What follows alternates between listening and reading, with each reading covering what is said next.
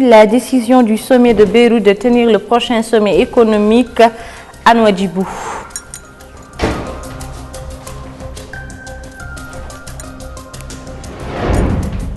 Les députés adoptent les projets de loi portant sur la définition des conditions de qualification, de constatation et de répression des contreventions à la réglementation relative à l'électricité et à l'eau.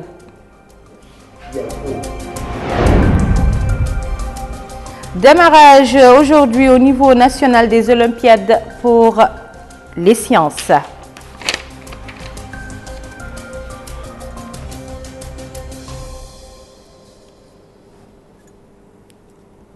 Merci de vous joindre à nous. Beyrouth a accueilli la 4e session du sommet arabe pour le développement économique, sommet auquel a pris part le président de la République, Mohamed Ould Abdelaziz. À l'ouverture de ce sommet, le chef de l'État a prononcé un discours dont voici la traduction intégrale avec Bokar Baylaba. Bismillahirrahmanirrahim, wassalatu wassalamu ala ashrafil mursalin. Excellence, Monsieur Michel Aoun, président de la République du Liban, sœur, président de notre présent sommet. Leur Excellence, Messieurs les représentants des États, des gouvernements, ainsi que des organisations internationales et régionales. Excellence, Monsieur Ahmed Abdul Qais, secrétaire général de la Ligue des États arabes, Mesdames et Messieurs, je voudrais tout d'abord adresser mes remerciements à mon frère, son Excellence, M. Michel Aoun, président de la République du Liban, sœur, et au peuple et au gouvernement libanais pour l'accueil chaleureux et l'hospitalité généreuse, et de le féliciter pour la présidence de ce 4e sommet arabe pour le développement économique et social. Il me plaît également de souligner le rôle central et efficace joué par le gardien des lieux saints, Sa Majesté le roi Salman ibn Abdelaziz Al Saoud, souverain du royaume frère d'Arabie Saoudite, lors de sa présidence de la 3e session du sommet arabe pour le développement économique et social pour servir l'action arabe commune.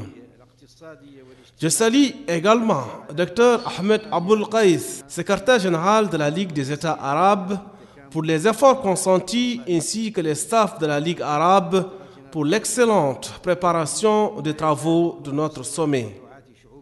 Mesdames et Messieurs, la consécration de ce sommet aux questions de développement économique et social et le souci de le tenir de manière régulière traduit l'intérêt majeur que nous accordons à ces questions et la force de notre volonté de dynamiser et d'accélérer le rythme de la complémentarité et de l'intégration économique dans la région arabe qui demeure en deçà du niveau des aspirations de nos peuples et des exigences imposées par les grands défis auxquels nous sommes confrontés, et ce, en dépit des succès réalisés par les sommets précédents, malgré les efforts déployés et les acquis précieux enregistrés. Dans ce contexte, nos pays arabes doivent sécuriser l'harmonie entre les structures économiques et l'exploitation optimale des ressources naturelles dont regorge notre région et des ressources humaines de qualité pour construire un regroupement économique efficace qui soit un levier pour le développement durable en vue d'offrir une vie digne à nos citoyens et de favoriser la prospérité à notre région. Les regroupements économiques sont devenus une nécessité dictée par les spécificités de l'économie mondiale et les contraintes du nouveau système international, mais les chances de succès de tout regroupement économique sont tributaires au premier chef de l'existence de facteurs comme la sécurité et la stabilité dans son aire géographique, ce qui requiert de notre part d'œuvrer pour en jeter les bases dans notre région arabe à travers l'accélération d'une solution juste et durable de la question palestinienne, se fondant sur les résolutions internationales y afférentes et sur l'initiative arabe pour la paix. Il nous appartient en outre de soutenir les initiatives de paix au Yémen, en Syrie et en Libye, en ce qu'elles garantissent à leur peuple la sécurité, la stabilité et préservent à ces pays frères leur souveraineté et leur intégrité territoriale. Mesdames et Messieurs, La réalisation dans notre monde arabe de l'intégration économique qui crée un développement durable demande d'abord de notre part l'investissement dans les ressources humaines et la construction d'un homme arabe tolérant et ouvert aux diverses cultures du monde et aux sciences modernes, ainsi que la libération des énergies des jeunes et leur implication dans la vie publique, en plus de l'autonomisation de la femme pour lui permettre de jouer entièrement son rôle. Cela ne peut se réaliser que lorsque l'on donne la priorité à l'enseignement, que l'on investisse dans la recherche scientifique et que l'on mette en place une offre de formation professionnelle de qualité élevée, ce qui va permettre de faire en sorte que les économies de nos pays transcendent la phase d'exportation des matières premières brutes et de pouvoir construire des industries de transformation aptes à soutenir la concurrence et à créer une haute valeur ajoutée. Cette intégration exige également d'œuvrer à améliorer le climat des affaires pour encourager le commerce interarabe et les investissements communs, en plus de l'appui aux petites et moyennes entreprises. Mesdames et messieurs, la République islamique de Mauritanie, consciente de la nécessité de développer et de promouvoir l'action économique arabe commune, réaffirme à nouveau sa forte volonté de renforcer les échanges interarabes et son entière disponibilité à adhérer à tout ce qui est de nature à accélérer le rythme de l'action arabe commune dans le domaine du développement économique et social. Dans ce cadre, nous avons en Mauritanie donné une importance particulière à l'encouragement des investissements et à l'appui du partenariat entre le secteur public et le secteur privé et à la promotion de nos ressources humaines à travers l'amélioration constante de la qualité de l'enseignement, de la formation professionnelle et de la lutte contre la pauvreté. Je voudrais à la fin vous exprimer notre haute considération et notre sincère reconnaissance pour avoir honoré la République islamique de Mauritanie d'abriter la prochaine session du sommet arabe pour le développement économique et social qui sera tenue, Inch'Allah, à Nouadhibou, notre capitale économique, qui est également une zone franche. Je vous remercie.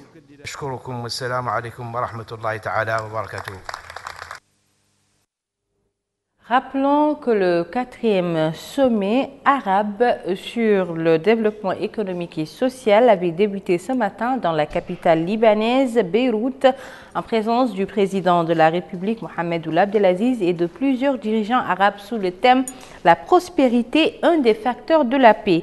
Les participants devaient examiner le rapport du secrétaire général de la Ligue des États arabes sur le travail arabe économique et social ainsi que l'action fournie en matière de développement.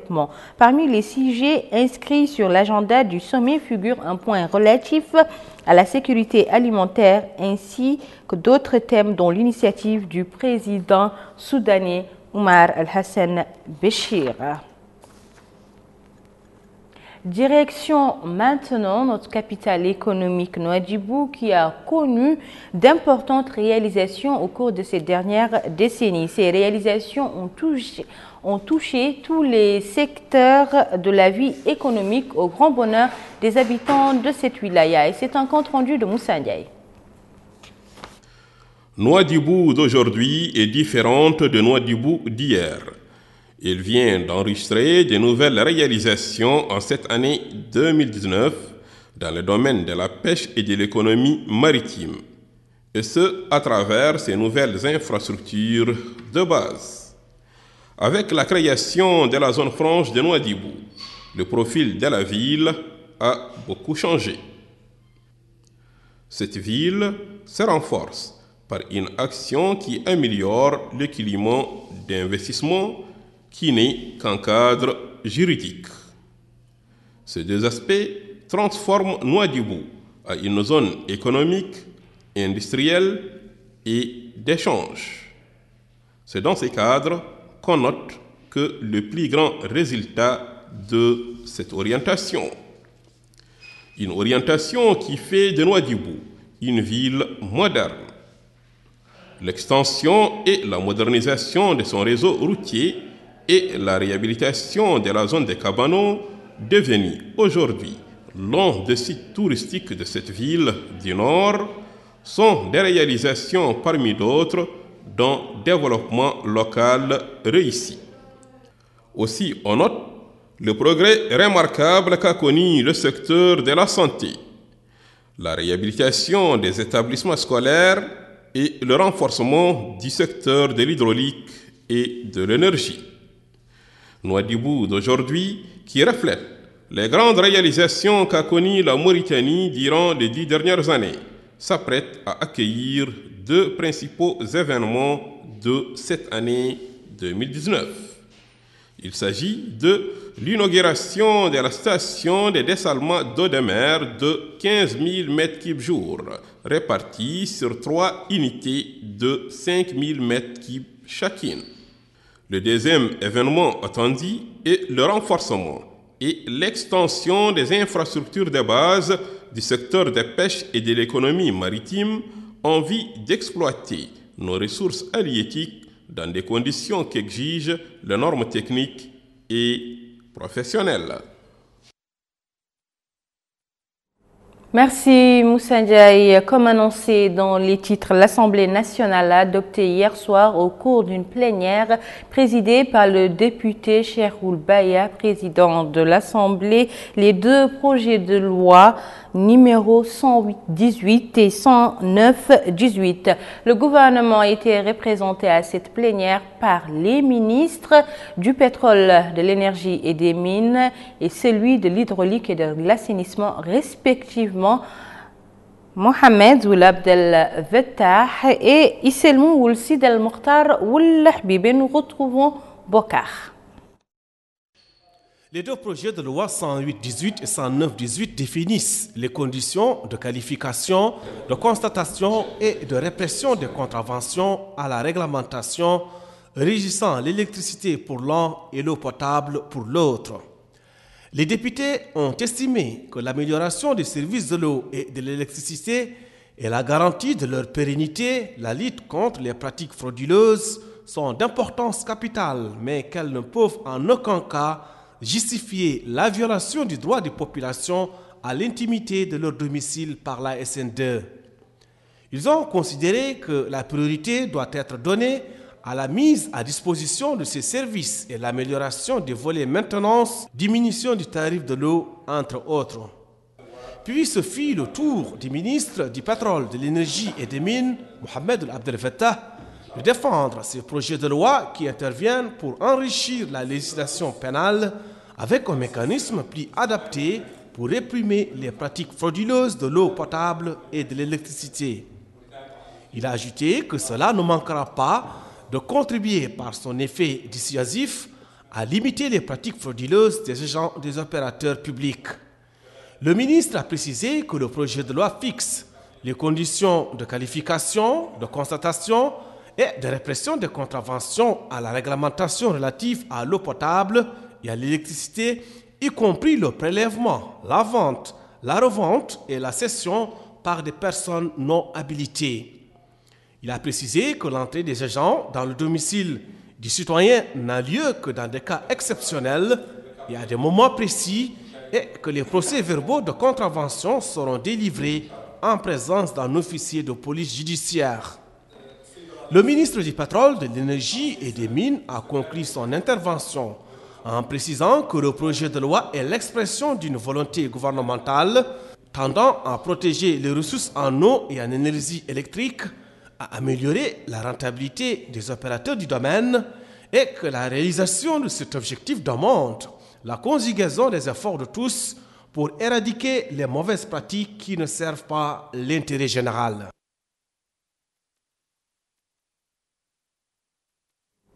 Clôture hier soir de la campagne électorale pour l'élection des députés devant représenter les Mauritaniens établis à l'étranger.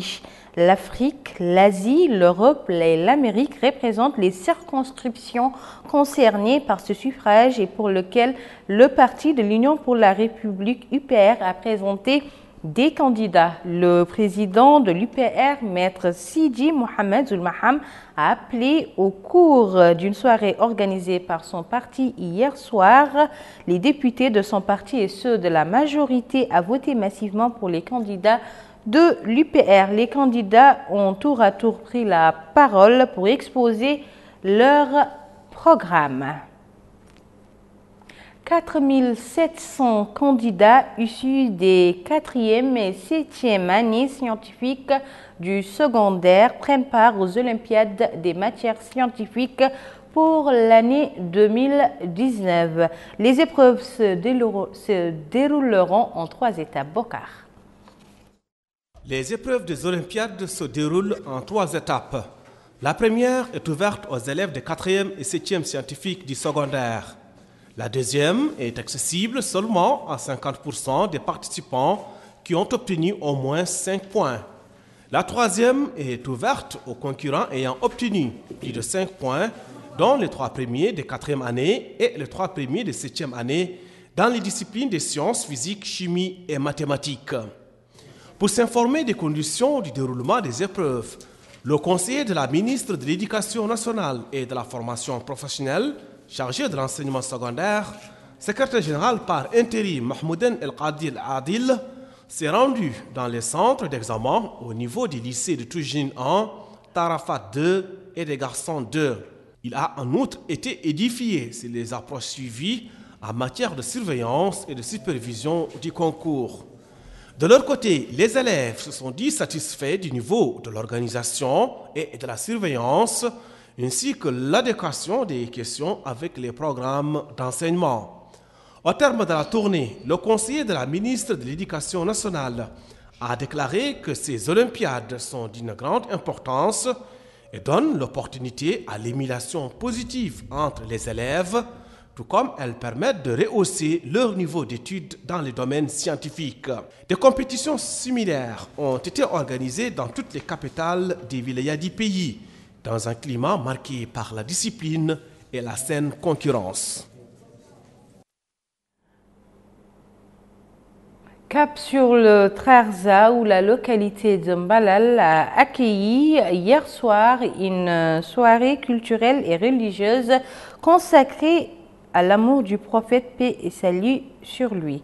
Le directeur de l'orientation islamique a prononcé à cette occasion un mot dans lequel il a rappelé l'importance pour les musulmans que nous sommes de nous retrouver de temps à autre pour discuter de la sunna mohammediya. Plusieurs intervenants ont pris la parole pour débattre du thème central de cette rencontre.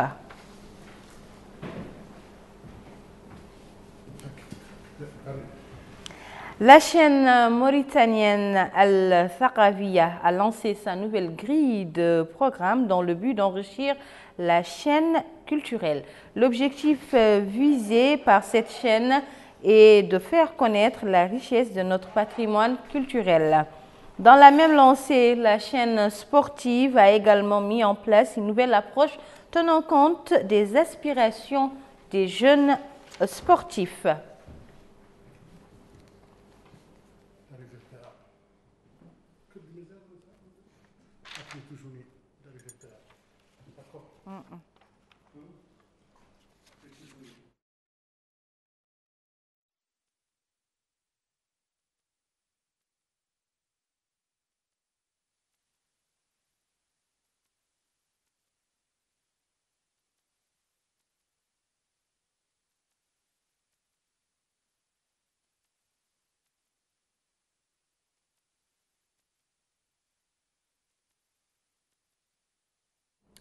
À la demande des agriculteurs de Touajilit dans la commune de Qabra, relevant de la Muqata'a de Barkewoul, un barrage a été construit par l'Agence nationale Tadamoun. Aujourd'hui, une année après cette construction, plus de 120 familles utilisent l'eau irriguée à partir de ce barrage pour leurs activités quotidiennes. Le président de la République, Mohamed Ould Abdelaziz, est arrivé dans la soirée à Nouadhibou pour une visite au cours de laquelle il supervisera l'inauguration de projets de développement. Le président de la République a été accueilli à sa descente d'avion par le wali de Dakhlet Nouadhibou, Mohamed Ould Ahmed Salem Ould Mohamed Rare, le président de la zone franche de Nouadhibou, Mohamed Bouldaf, le président du conseil régional de la wilaya de Dakhlet Nouadhibou, Mohamed El Mami Ould Ahmed Bezeid, le commandant de la première région militaire, le colonel Ahmed Abdel Wadoud Mbarek, le hakem de la Muqata'a de Nouadhibou, Sid Ahmed Ould Houaybib, le maire de la commune de Nouadhibou et les députés de la wilaya. Le président de la République a été également accueilli par les ministres des Pêches et de l'économie maritime, de l'habitat, de l'urbanisme et de l'aménagement du territoire, de l'hydraulique et de l'assainissement, ainsi que par l'administrateur directeur général de la SNIM et les chefs de formation militaire et sécuritaire de la wilaya. La salle de conférence de la Bibliothèque nationale a accueilli hier un séminaire organisé par le centre El Mouhit. La conférence animée par l'auteur Mekfoula Mitagat était une occasion pour elle et pour les professeurs, des intellectuels et écrivains de débattre de la nécessité de multiplier les efforts pour rencontrer les élites afin de discuter des questions culturelles.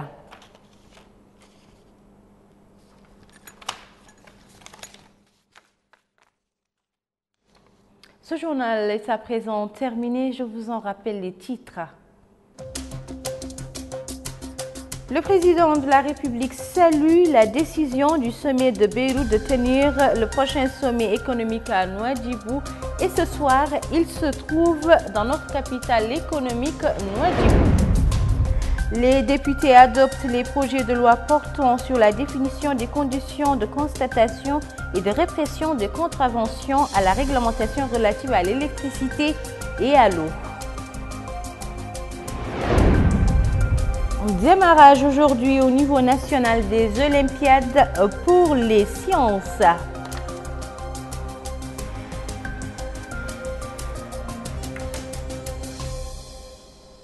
C'était un réel plaisir pour moi de partager avec vous ces moments d'information. Le JTF revient demain soir, comme chaque soir et à la même heure, Inch'Allah.